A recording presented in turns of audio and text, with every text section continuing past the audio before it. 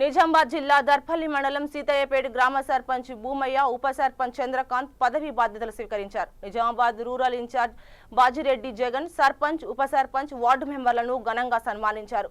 గ్రామాలను అభివృద్ధి చేయాలంటే ఒక టీఆర్ఎస్ తోనే సాధ్యమని ఆయన అన్నారు.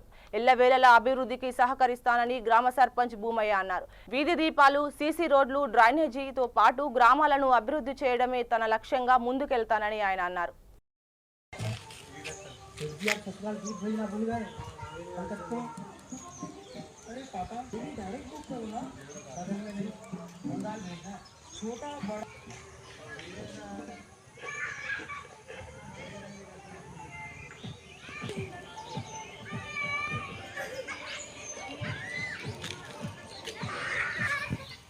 పాలకవర్గం ప్రమోషన్ వచ్చేసినటువంటి గ్రామ ప్రజలకు మరియు యువతి యువకులకు అందరికీ మా యొక్క పదవి వందనం తెలుపుతూ వారు ఇంత పెద్ద సక్సెస్ చేసినందుకు వారికి మరొకసారి మా పాలకవర్గం అందరి తరఫున ధన్యవాదాలు తెలుపుతున్నాము.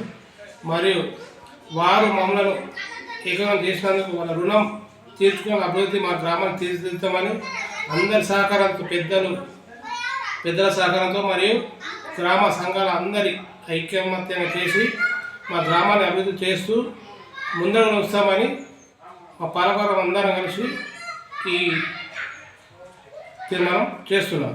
మరియు ఇట్టి మా ప్రమాణస్వీకారం వచ్చేసినటువంటి ప్రతి సంఘ సభ్యులకు మరియు గ్రామ ప్రజలందరికీ పేరు పేరున మరొకసారి ధన్యవాదాలు.